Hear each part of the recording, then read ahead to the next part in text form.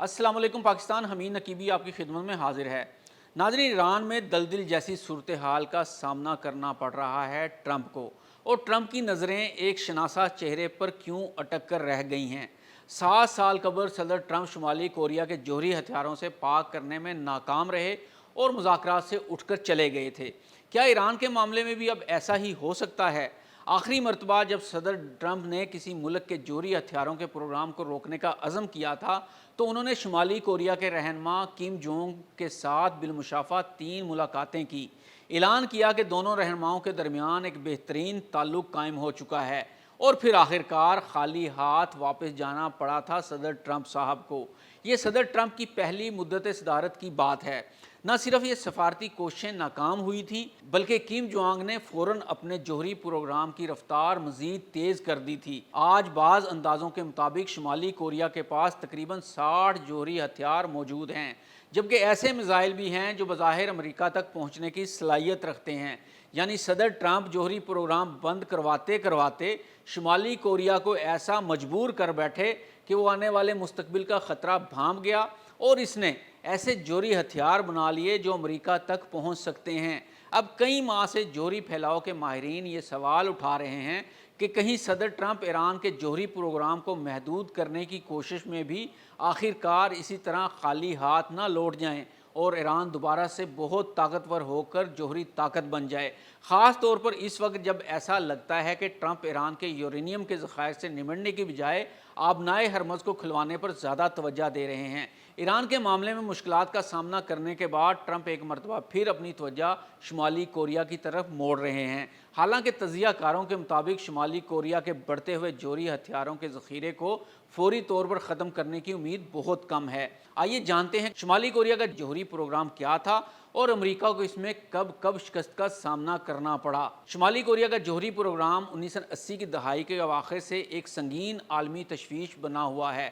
یعنی ایران کے جوہری پروگرام پر عالمی توجہ مرکوز ہونے سے پہلے 1994 میں شمالی کوریا کی جانب سے بین الاقوامی جوہری معائنہ کاروں کو ملک سے نکالنے کے بعد ایک بحران پیدا ہوا۔ اس وقت صدر کلنٹن کی انتظامیہ نے شمالی کوریا کے یونگ بیون جوہری مرکز پر فوجی حملے کے امکان پر غور کیا، لیکن امریکہ نے حملہ نہیں کیا۔ اسی سال سابق صدر جیمی کارٹر نے شمالی کوریا کے رہنما کم الِ سنگ، جو موجودہ رہنما کم جونگ ان کے دادا تھے، کے ساتھ ایک معاہدہ کیا۔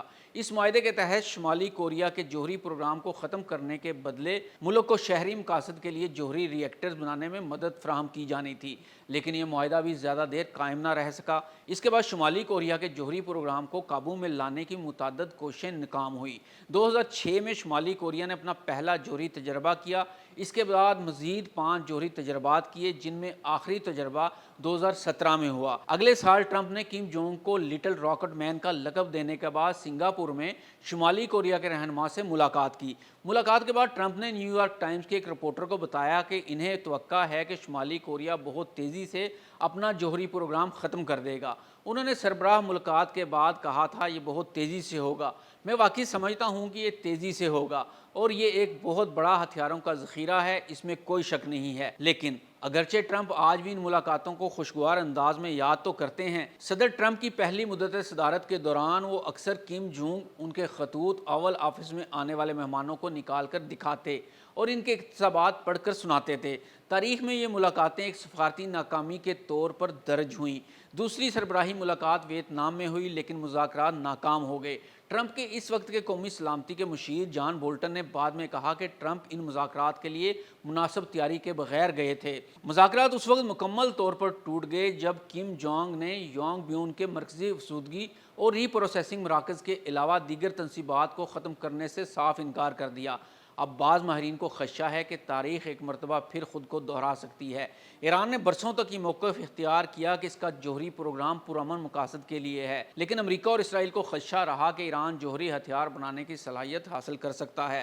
اب اگر ایران کے خلاف فوجی کارروائی طویل ہوتی ہے تو شمالی کوریا اس پورے معاملے کو انتہائی غور سے دیکھ رہا ہوگا، کیونکہ شمالی کوریا کے لیے اس جنگ سے ایک خطرناک سبق نکل سکتا ہے۔ اگر آپ کے پاس جوہری ہتھیار نہیں تو آپ فوجی حملے کا شکار ہو سکتے ہیں، لیکن اگر آپ کے پاس جوہری صلاحیت موجود ہو تو دشمن کے لیے آپ کے خلاف جنگ شروع کرنا کہیں زیادہ مشکل ہو جاتا ہے۔ یہی وجہ ہے کہ امریکی ماہرین کو خدشہ ہے کہ ایران کی جنگ شمالی کوریا کے جوہری پروگرام کو ختم کرنے کی بجائے مزید مضبوط کرنے کا جواز فراہم کر سکتی ہے۔ یہاں ٹرمپ کے لیے سب سے بڑا مسئلہ بھی یہی ہے۔ وہ ایران کے معاملے میں انتہائی سخت موقف اختیار کر رہے ہیں، لیکن شمالی کوریا کے ساتھ وہ مذاکرات اور ذاتی تعلقات کی زبان استعمال کر رہے ہیں۔ ایک طرف ایران کے خلاف جنگ، دوسری طرف ایک ایسے ملک کے رہنما سے دوبارہ بات چیت کی خواہش جس کے پاس پہلے ہی جوہری ہتھیار موجود ہیں۔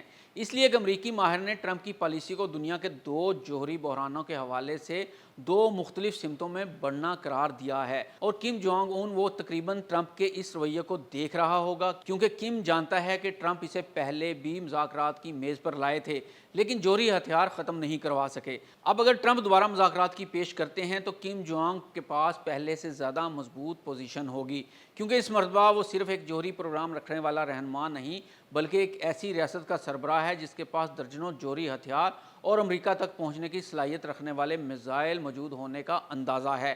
اور یہی وجہ ہے کہ آنے والے دنوں میں واشنگٹن، سیول، پیونگ یانگ اور تہران کے فیصلے ایک دوسرے سے غیر معمولی طور پر جڑے ہوئے نظر آ سکتے ہیں۔